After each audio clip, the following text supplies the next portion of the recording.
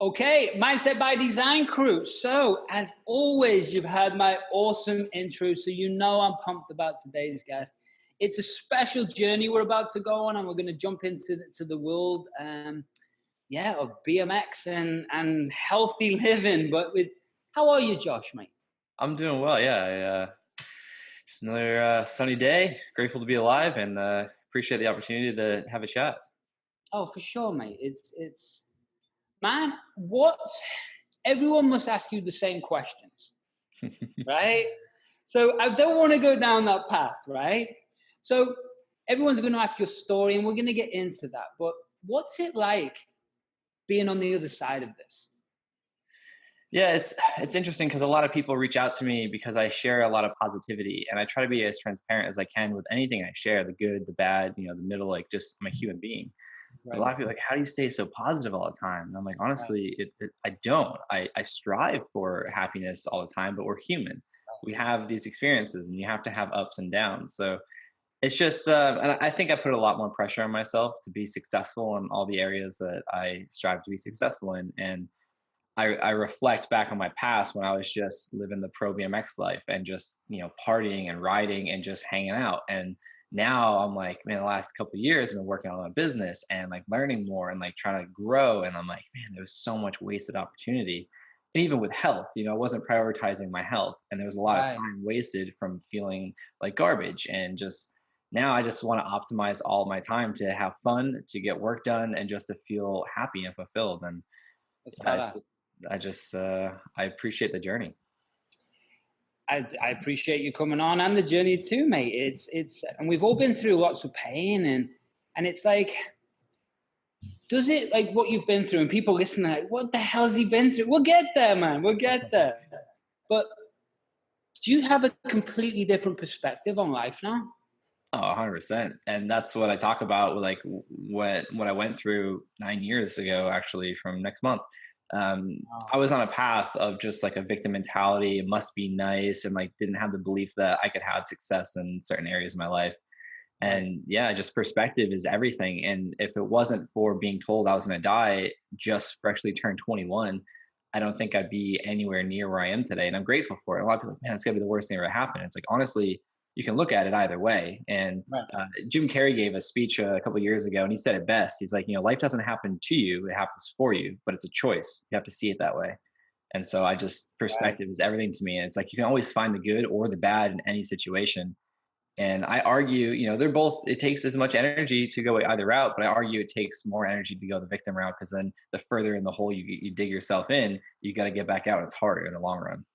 I love that. I love that because isn't that the truth, man? Because it's like we go down the negative, we go down the darkness path, right? And does it lead anywhere different? No, It goes to the same that's, damn yep, place every time, right? no, Every single time. But what's exciting about life is the unknown. But for a lot of people, like maybe before, and I definitely me in the past, it's like you get lost in that. I don't know, the brain's programmed a certain way to look for that fear response, yep, right? So people get constantly stuck in that fear response and think that's life. yeah. So it's sad, man. So it's beautiful to see you happy. It's beautiful to see you doing life and helping people, man. So people are going to want to know what the heck you've been through, man. So Yeah. let's talk about that as a pro career, first of all, because you mentioned it there. Pro BMX rider.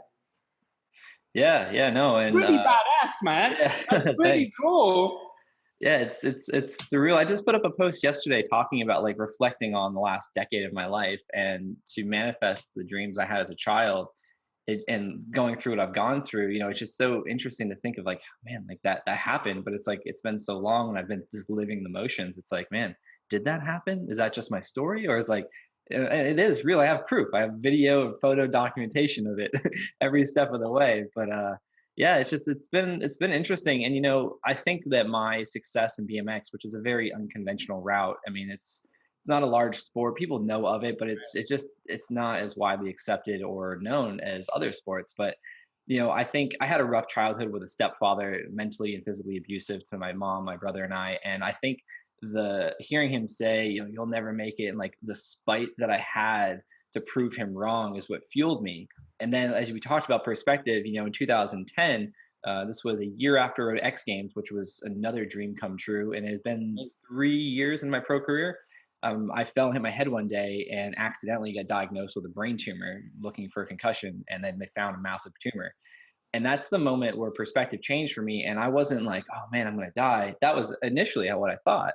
But as the weeks went on, it was like a 3 week period before diagnosis and surgery. You know, a couple things came to mind. My mom's story of battling colon cancer, Lance Armstrong's story battling lung, testicular, and brain cancer, and then getting back on the bike. And then the BMX community reaching out for support. It shifted my fear into motivation to live my life. And it was no longer about spite to prove people wrong. I had already done that. It was more about love for my life and that gratitude that I still have a chance. I still have a choice to improve my life and to preserve my life, rather than the fear of what could happen. What could happen if I wake up though? What am I going to do? And that's all I thought about. Right. Damn, that's a big shift. Yeah. And I was young too. I was 21. I mean, I don't think it's any different at any age to be told like, hey, you're going to die Right. if you don't have the surgery, and then you still may die or become paralyzed or blind or deaf or have a stroke, either way, you know. But it changes something inside of you, and people can go down, I call it the victimville route, or they can go through survivorship. And I just kept focusing on what I wanted, and that's what I share with people. I'm like, doesn't matter what you're going through, be grateful you're still breathing and you have a choice to improve yourself. I love it, mate. I love it. And hopefully everyone's like starting to listen now, right? So what was that moment? Because there must have been a day, there must have been something that you were sitting there and you got this perspective change, you know? Was it a doctor saying something to you? Was it a moment that you were sitting on your own? Was it hanging out with friends? What was it that was it an instant thing? Was it a progression? What created, like, go back to that moment for us. Yeah, so like I said, it was like a 2 or 3 week period from diagnosis to surgery, and I don't remember exactly when, but it was in the middle of that period where it started transitioning. I just kept thinking about like my mom and Lance Armstrong, and then I was just like YouTubing brain surgeries and researching and like the outcomes, and I was like getting a little freaked out. But I was like, man, people get past this. You know, Lance did it, my mom did it. You know, I can do it too. And I just it was a moment when I was just watching old riding videos of myself competing, and then videos we've been filming, and I was like, man, that's I'm not done yet. Like, I'm only 20. I just turned 21 in November, and this was now March of 2010. So I don't remember exactly when. I just remember shifting to like, well, there's no reason just to, there's no like, it doesn't make any sense to think about what I don't want to happen, because that's, you know, I can't control that, but I can control how I feel now, and I can control how I think now. So did that control gave you that power? Because it wasn't fueled by ego anymore, right? Mm-hmm. Or was it? Because the spiteful thing was like, and I love that you pushed away and you made a career. And that's what a lot of people need to understand about pain, right? Yep. It's a good thing. It's like the universe telling you to stop doing that and go a different way. But exactly. It created success for you, and that's a beautiful thing. And I'd love to talk to you more about that as well, with the performance side, because I think that's cool. But I know you live in a different world now. It's what was it like? Yeah, what was the next fuel? Was it just pure excitement? What was the determination? Where did it come from? Was it still ego and like let's do this, or was it coming from like heart? Was it coming from more of a calling or a purpose? What was the difference? So at the time, that's what it's manifested to now, as a purpose. And it took 2 more diagnoses to really get clarity around that, as I am today. But really what it was just, it was me just like fighting. It was like, I'm not done living my dream. I just turned 21. I have so much more time. And it was another sense of love from the community of BMX and friends and family reaching out. Like, anyone that heard my story, whether they knew of me before or not, they just were like, man, like we're rooting for you. You know, you got this. And I just kept shifting everything to motivation to get back on my bike. Like, I wasn't worried about death anymore. I was just like, I want to ride. And that's what had fueled me for the most part my whole life, was like my bike. Like, I want to ride my bike. I have so much fun. It's brought me it's shown me the world. And so it was no longer ego in the sense of like, oh, I'm going to prove you wrong. I can do this, because I had already done that. And it just was like, man, love for my life and love from other people, and just my vision. Like, I'm not done. Like, I got more life to live. And along the way, then it was like, man, the first time I shared my story, like, people are like, oh, thanks so much. And I was like, man, maybe there's something to this. And that's Right. just, it just kept, kept going. That's amazing, man. And you said this second diagnosis, so that was in 2017? Oh no, the second diagnosis was 2 years after the surgery. So the surgery was April 2010. The second diagnosis was September 2012, and then I went through gamma knife radiation therapy in 2000 or November 2012. So what happened was the tumor originally was located on the optic nerve and around an artery in my brain. So to keep the risk down from stroke, seizure, paralysis, or death, they couldn't get all the cells because if they risked hitting either of them, the list goes on of the risk. So they said it was just residual cell growth. So two areas had grown back, a little blueberry-sized tumor in the front of the brain and one in the rear of the brain. And so gamma knife basically zapped them and they shrunk for 4 years. And now they've just been stable ever since. That's beautiful, man. Thank God, right? It's like, Yeah. so, Well, it's crazy too, because gamma knife isn't well known. And I had a friend help me search for it via Google for a while. And had I got the MRI when I originally asked for one, so that's another part of the story. Before I accidentally got diagnosed, a year and a half, I'd been going to the emergency room and urgent care multiple times with debilitating headaches and migraines, vomiting, and vision loss. And every time I asked for some sort of scan ignorantly, I didn't know anything about this at the time, CAT scan, X-ray, MRI, they kept saying, no, you're young, you're healthy, you're in shape, blood work checks out, you just have headaches. A lot of Americans have headaches, it's normal. Here's some pain pills, come back if you need more. And that was a year or so. And so now I'm like, man, like I just did a thing today on Instagram telling people like your doctor isn't a dictator, they're a teammate. You're paying for their service. So if you feel there's something wrong and they're not working with you, go get another doctor.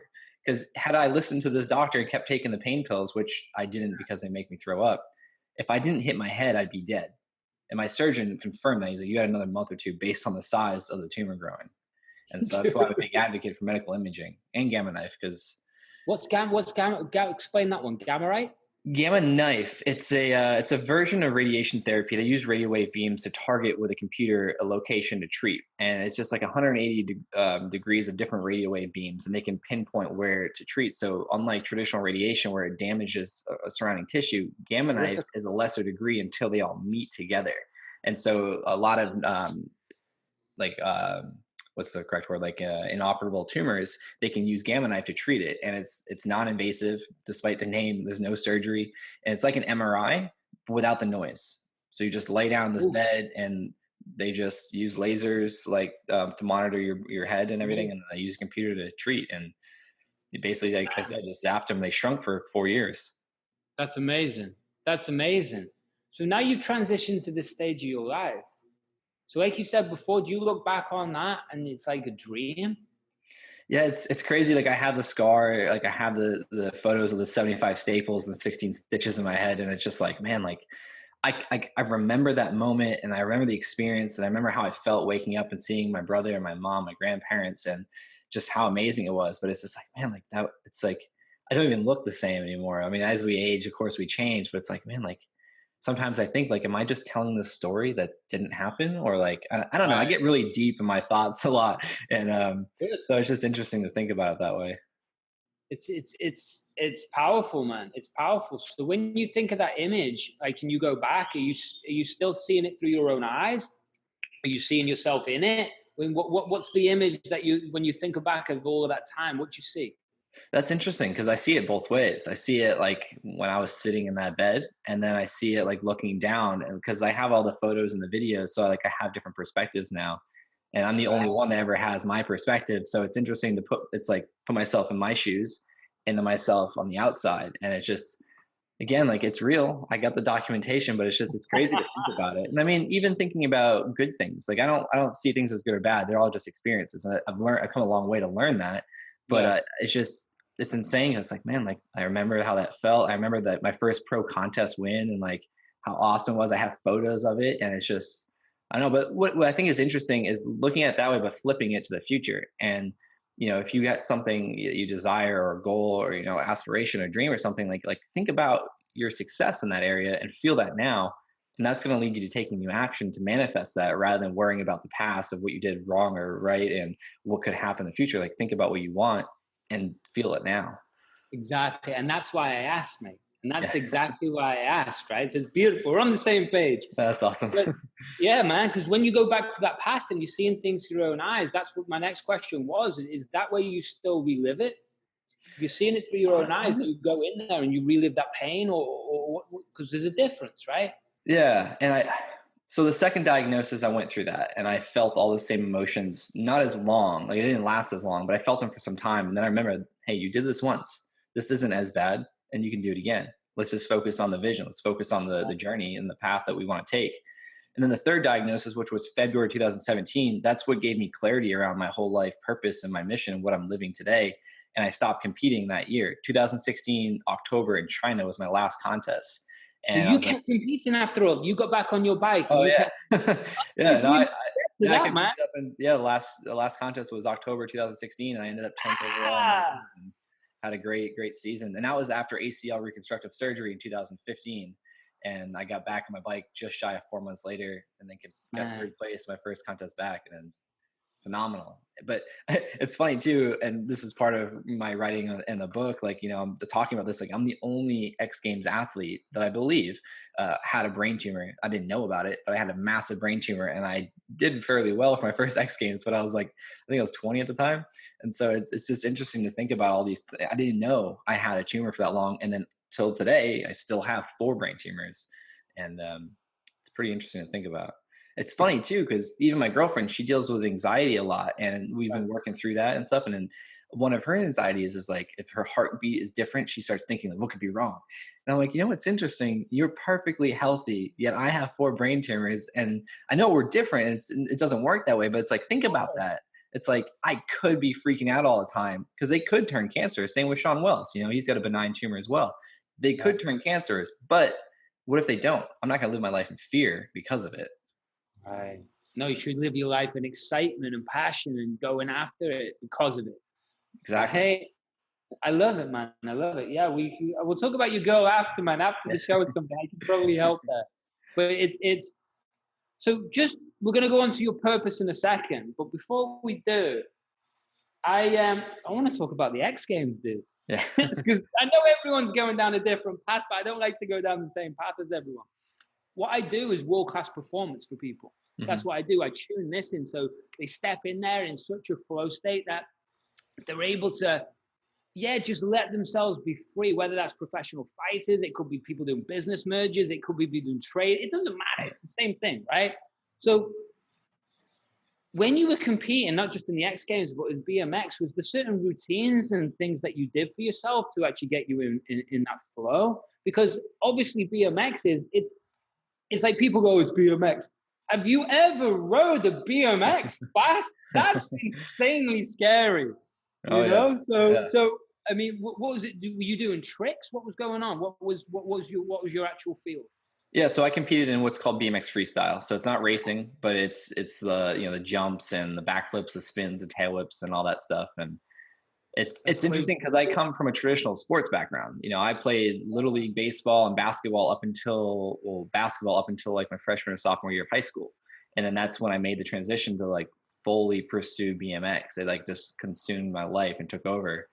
And I think having the training regimens and the routines of, you know, drills and then adding that to BMX, that's just my mindset. And so when I learned a new trick, I would just do it and do it and do it and then do it on a different ramp and on a different ramp. And I would just, that every time I learn a new trick, it just become a part of my new routine. And then moving into professional and then riding like the foam pits and the resi ramps with Dave Mirra and all the other pros out in North Carolina, I was like, man, I have access to do like my hardest tricks over and over again and be safe doing it. And so I developed my own routine and my own warm-ups and things like that. And then at a contest, if you just apply that same, obviously the ramp setup's different than at home. So you got to make some adjustments, but being able to adapt is another aspect of BMX because the courses are always different. And so I just took all these different mindsets and perspectives and then put it into my own way. And I had a lot of influence from favorite riders. I just developed my own style over time. And it definitely helped. That's so cool, man. That's so cool. I love it. I love it. And we can talk about more of that up there. So let's jump into your purpose, mate. What's your mission now, man? So my mission is really clear to me, and it took 3 brain tumor diagnoses to help that. But whatever works. You know, I do everything I do because I don't want people to learn the hard way like I did. I want people to become as healthy, happy, and successful as possible. And I want them to be proactive rather than reactive.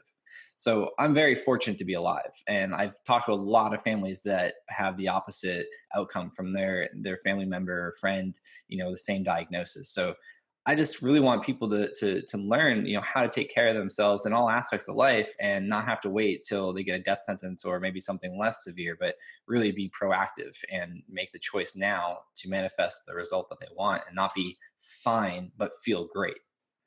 I love that. It's powerful, man. So how do you do that?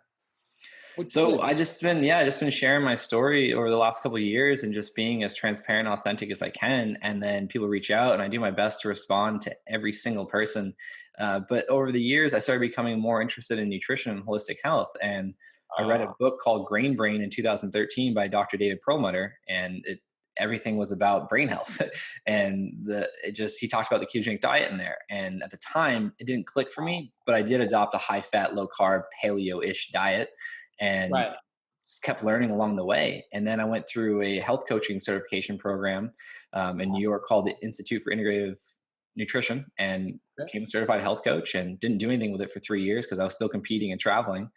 But I was just like, man, like this is so amazing. And maybe I could have prevented this from happening. I'm feeling better now. I'm looking better. Sleep's improved. Like, let me share it with people. And I just continued doing that.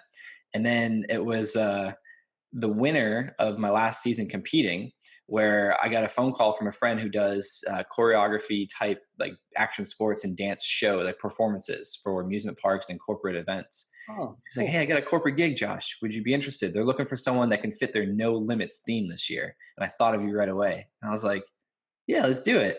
The that's EVP of the cool. company was like, hey, Josh, like, let's talk on the phone, and basically interviewed me for a half hour, mind and fitness and nutrition, all this stuff. He's like, do you coach? And in my mind, I was like, I haven't done that yet. But I was like, yeah, of course. And I took him and four of his go-to people at the company on. And for 3 months, we worked together before the event, got them all great results.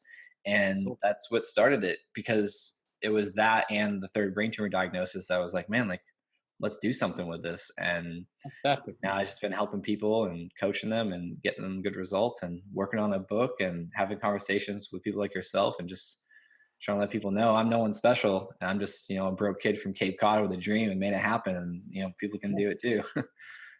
That's it, right? The best people are made just from nothing, and that's how you get good. That's crazy, man. So if you could fast forward the movie 5 years, let's go forwards. What do you want, man? I just want to be happy with whatever I'm doing. I want to feel fulfilled and have, I want my purpose. I want my actions to be aligned with my purpose. And that's what I can control every day. I can't control the outcome, but I can control, what I do every single moment of my life. And sometimes it's easier than others. Sometimes it's harder than others. But yeah, I just would love for the things I'm working on to manifest and to help people.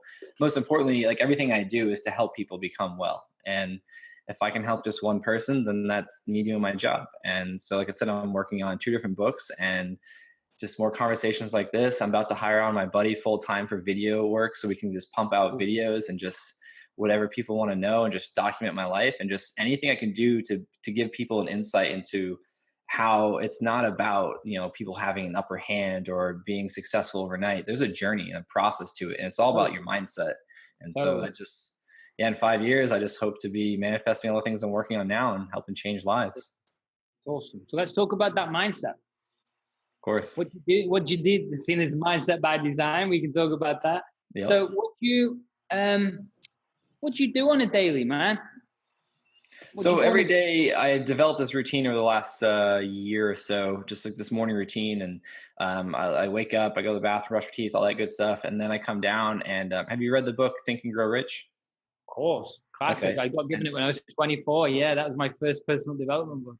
Awesome. So, chapters 1 through 4, it's like basically forming your own manifesto for life. And it's about finances, but you can just change the word money for anything that you want in your life. And it's like a blueprint to manifesting something. So I developed my own 2-pager of some things and some life vision stuff, some mantras, and like just what works well for me over the last couple of years. I've developed this. And so the first thing I do after I come downstairs and I go to my office and I go through that and I just try to feel everything and do some gratitude journaling, and then just kind of organize my to-dos for the day, my big three. If all else fails, if I get these three things done, it's a win. And then just whatever else I'm trying to accomplish, and then go make coffee after, have some water. My girlfriend and I go to the gym, and that's like our morning routine together. She's an athletic trainer at a private high school, so she doesn't have to be to work till noon. And so we have this nice morning routine. I wake her up a half hour after I get up, and it's just a good way to start. And what's interesting is, have you heard of Dr. Joe Dispenza? Of course. Okay, Yeah. so him and Tony Robbins are kind of similar where they talk about like priming your brain, like auto suggestions, and I guess I Think and Grow Rich, they talk about that. So I found anytime I get overwhelmed and anxiety or stress, it's like, of course, it's your thoughts.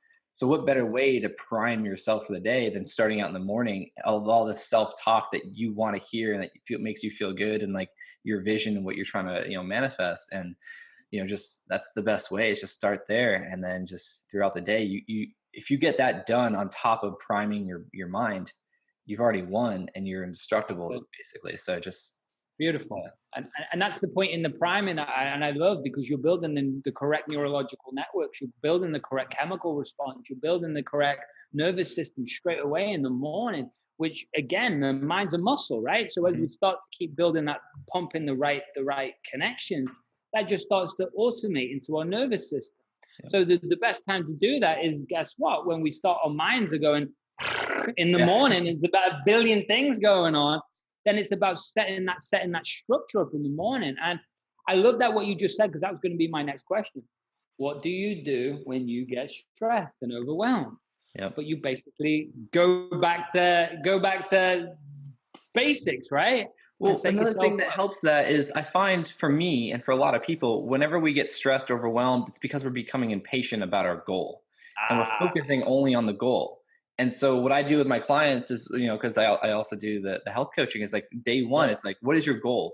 Let's get clarity around that. And like, why is that your goal, more importantly? But then let's reverse engineer a path from there to day one, where we are now.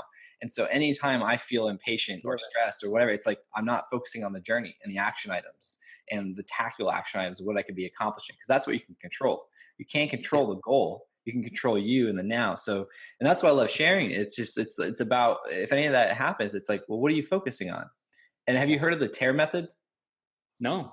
TEAR, thoughts, emotions, actions, and results, or I like to cross it out and put reality. So anytime we have an emotion like stress, anxiety, we don't talk about the good ones, because no one wants to change how we feel good. But when we're in that negative state, it's like, all right, trace it back to your thoughts. What are you thinking about? I'm stressed because I'm not going to be able to pay the bills. Okay, well, what can you control? If you're worrying about that, how much time are you wasting? So if you can change your thoughts, to a good time, a grateful time, an experience, you get a new emotional state of being, you take new action because of it, and then you're going to manifest a new result, and you're going to get a new reality of it. And that little thing, it's so simple, it's harder than it sounds, but if you put that into practice, it's helped me phenomenally. And it's an amazing thing. Awesome. Again, just tracing the thoughts back. What's that initial thing that's causing you pain? I love it. Where's your focus going? Yeah. Again, that's the reason, right? And it's the biggest thing with life. Would you find it the same way? It's obviously about getting clarity around where you're going, but then it's just about allowing it as you're kicking ass. And you're going, your kid got to kick ass. People just think they sit there. No, you got to go and kick ass. Yeah. But then it's just about allowing, right? Yeah, and that was a big thing for me, is like believing that I deserve the things that I'm going after. So it's like, it's not about just meditating and then just sit on the couch and wait. Like, no, you got to work. You got to put the action in there. You got to have the both aspects of it. But I think the belief is one of the most important items after taking action. It doesn't matter where you're starting, just start. But then you got to believe in it. Like, you can't just meditate and just be like, this isn't working, but do it all the time, because it's a conflict with the mind and body. So I think it's like a belief that you have to build in yourself, more importantly, that you can accomplish the things you're working on. And that becomes easy when you're focused on the purpose and the mission and the action items rather than the result and the end result. Because I believe that always changes. I don't think there's any destination, because every time you get to level 1, you're going to want to get to level 2 and then keep going like a video. You don't always play level 1 in a video game and turn it off. Right. Well, I guess that's more common, to read chapters of a book and then give up. But, But a lot of people, but that's the point. People do, man. They get to level chapter 3, and then they think that's it. They don't realize there's a whole Harry Potter series going on, right? They just think it's the first 3 chapters. And that's what people get stuck in, like the 9 to 5 world. And I'm not saying that's not a good, like not valid, but the truth is, I don't know many people who are doing the 9 to 5 world that are actually want to be doing it. You know what I mean? It's a good point. Yeah, I mean, I've been there. I mean, we've all been there, but it's just, I think it's a belief. I've worked in car Everything is a belief factories. I've structure. worked on the line. I've worked everywhere you can imagine. But it's, oh man. So it's like, I interrupted you then. There was a little delay in the internet. So it's like, we've all been there, right? So how, like, what advice would you give to people, like, to just, because all that you've been through, man, it's insane, and everything that you're living with every day, and you seem so aligned right now. And I'm not saying, again, we all go through the roller coaster of emotions every day. That's just called being an entrepreneur in life. Man, it's chaos, but that's what we do. What else are you doing, right? What else are you doing? So what would you say to someone right now who's really struggling with taking that leap, whether it's a career, whether it's launching a business, whether it's even getting out of depression? What's that next? What would you say to someone for the next big step for them? Oh, honestly, it's just like what I say right now. It's just like, audit your thoughts. What are you thinking about? If you're in a position to take a risk, but you're denying yourself that opportunity, why? Usually it's fear of failure, fear of judgment, and fear of judgment from family is huge, especially their parents. And part of the story that I didn't share is, I come from, my family is, a normal working family, 9 to 5, and taught me hard work. And, my grandparents were in a different time. So like they been able to, buy their own land and home, build it and all that stuff. But it's like, it was always work hard for the things you want. And so I got into landscaping at a young age, and a friend of the family had his own company. So he hired me on, and I went to high school, a technical high school, to be trained in landscaping so I could run my own business one day. And the boss, our mom's friend, was also setting me up to that's what he would do with his guys, work for him some time and then give them their own truck and trailer and mower, and they go do their own thing. And so I got an ultimatum one day from him when I was 17, because at that time I just started competing professionally, was taking Mondays and Fridays off to travel, using all the money to go everywhere. And he's like, man, like, you're one of my main guys. You got to pick, man. Is it going to be me or is it going to be Max? And luckily my parents supported me, but it was just a no-brainer, because I was like, man, my mentality was, I can always go back to school or work later on, but I can only do this for so long with my body. And so for people that are, thinking about that risk, like I moved 13 hours away from my family, dropped out of high school, left my family, live on my own, and pursue BMX. I rented a big walk-in closet for my friend in his apartment at the campus in the town I moved to train with Mira and all those guys. For like, I had a blow-up mattress in there, my clothes right by my side, and like my bike downstairs. Like, that was my living experience on my own at first. But when it comes to taking a risk, it's like, it's honestly like, what do you want? And usually people don't take what they want because they're afraid, or they don't believe that they can have it. And I didn't have any of those, thankfully, because I was so young and naive. I just was focused on what I wanted. And that's why I feel comfortable sharing that. And I know it's harder as we get older because of life experience and all the conditioning and this and that and responsibilities. But it's like, would you rather live in regret, always thinking like, what if? Because I have none of that. I've always, I might have woken up in an ambulance from taking a risk, but I knew like, oh, I took it and it didn't work out, or it worked out great, So it's just, anyone that's struggling with that choice, it's like, think about why you have that choice and why you're having resistance towards it. Do you really feel that it's something you want, or do you really feel that it's a fear of judgment or failure? Because a lot of people are caught up, especially with social media now. Oh, well, what am I going to look like to Sally or to Joe if this doesn't work out? And it's like, why do you care? Yeah, why do you really care? It's so dumb, man. It's so dumb. But someone said this to me. Sorry. Oh, cool, dude. I want to know. It was a quote from a friend. I don't know where it came from. They're like, yeah, other people's opinions don't pay my bills. And I was like, that's amazing. Yes, they don't. So they don't, man. And the only people earning big money on Instagram is chicks with the butts, right? Yeah. Hey, they're earning good money. Keep doing what you're doing. But it's like, it's you're right. And it's like, it's so bad these days that the algorithms have got us so chemically addicted to the likes, man. And they know what they're doing, and we're getting constant dopamine hits by more likes, less likes. And then they've created such a chemical addiction inside of us that, and it's, I watch my niece who's like turned 17 this year, and it's like, that's the world. I'm old, man. So I grew up in a time before the internet, dude. Yeah. So it's like, it's such a different world. So when you talk about belief and getting over fears and really understanding that this life is finite, it's not going on forever.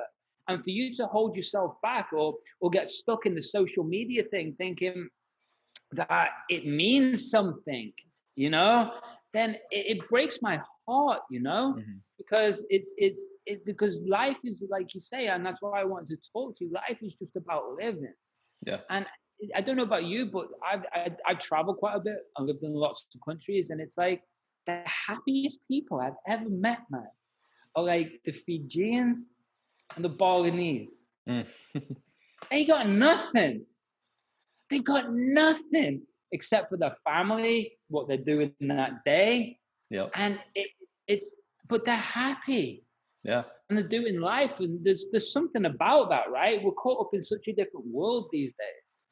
Yeah, 100%. And I mean, I feel like it's because everyone's comparing themselves to others. And I've done that before as well. I didn't start doing well in contests until I stopped comparing my riding to other people's riding and did exactly what I wanted, not what I thought they wanted to see, and not what I thought I needed to do to compare to the other rider. And I started doing really well. And I was like, oh, so I think like that's a huge thing with social media too. It's like a lot of people don't understand. It's just a facade. Like you're following someone and you're only able to see what they allow you to see. Totally. And like, that's why I try to share every aspect of my life, good or bad, whatever you want to call it, because it's like, I'm not trying to put on this show, and anyone that meets me, they're like, oh, you're like the same. And it's like, yeah, like I have no reason.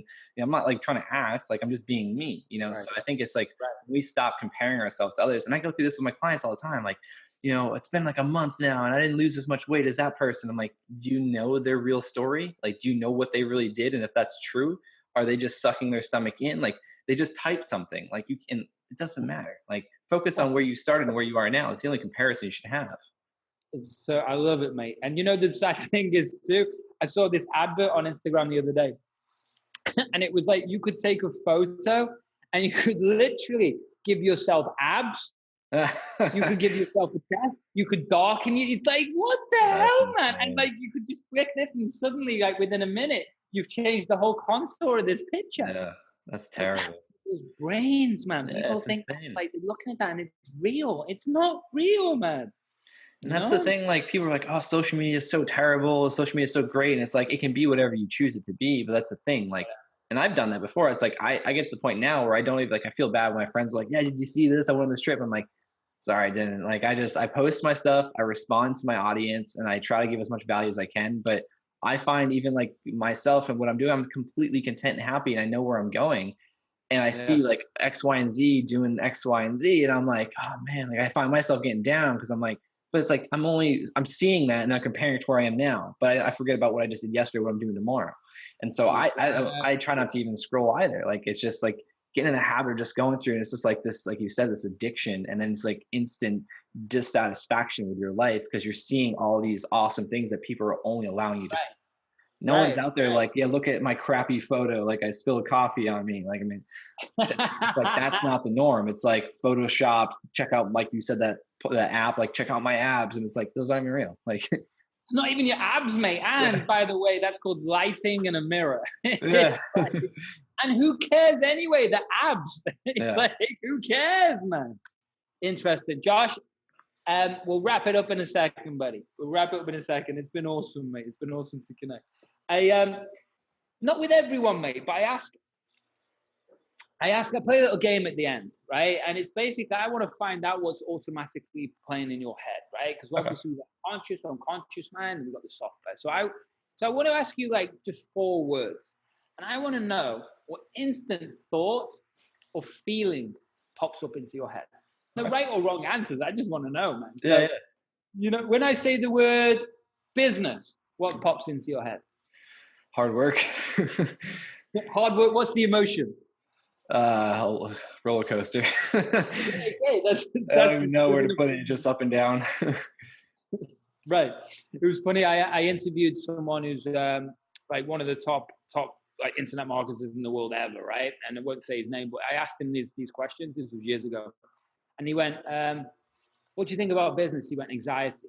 What do you think about the future? Anxiety. Everything is anxiety. Oh, no. I was like, what's the lesson here? And he was like, probably if you want to be an entrepreneur, you probably got to handle anxiety. Yeah, that's true. It's That's true, true. man. That's a constant battle. It's all those thoughts, those It is. suggestions. It is, man. So what happens? What comes into your head when I say the word money? Oh, that was a past fear.